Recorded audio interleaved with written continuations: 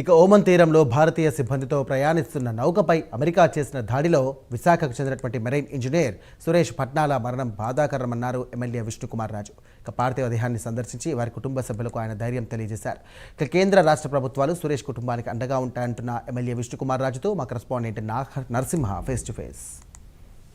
భారతీయ సిబ్బందితో ప్రయాణిస్తున్న యుద్ధ నౌకల నేపథ్యంలోనూ ఈ యొక్క నౌకను అమెరికా దాడి చేసిన ఘటన తెలిసిందే. ఈ క్రమంలోనే విశాఖ ప్రాంతానికి చెందిన సురేష్ పట్నాలు కూడా ఈ యొక్క యుద్ధ నౌకలోను కూడా మరణించిన పరిస్థితి తెలుకుంది. అయితే ఇటీవలే వారం రోజుల పైన అయినటువంటి మృతదేహం కూడా ఏదైతే శ్రీహరిపురం ప్రాంతానికి అయితే తీసుకొచ్చారు.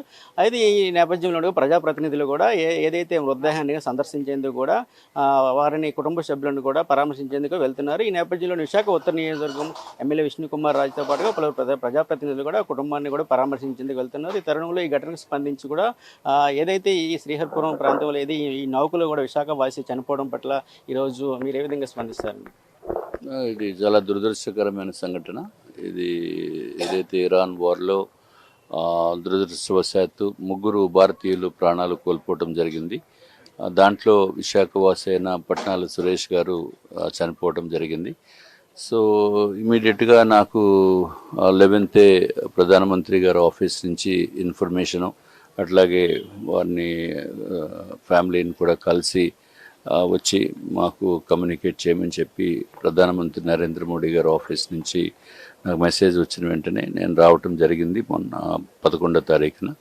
తర్వాత ఈరోజు నిన్న బాడీ మనకి హైదరాబాద్లో ఇవ్వటము, వారు ఫ్యామిలీ కుటుంబ సభ్యులు కూడా అక్కడి నుంచి వాళ్ళు తీసుకుని రావటం జరిగింది విశాఖపట్నానికి. సో వారి కుటుంబానికి ప్రగాఢ సంతాపము తెలియచేయటము, అట్లాగే ఇంకా ఫ్యూచర్లో ఏ విధంగా వారి కుటుంబానికి సహాయ సహకారాలు అందించాలనేది నేను కూడా ప్రధానమంత్రి గారి ఆఫీస్కి కమ్యూనికేట్ చేస్తాము.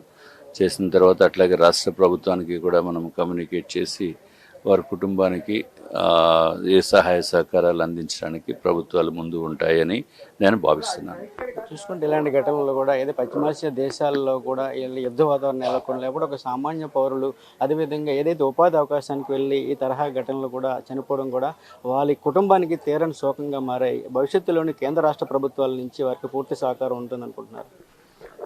అదే విషయము. ఇది దురదృష్టకరమైన సంఘటన.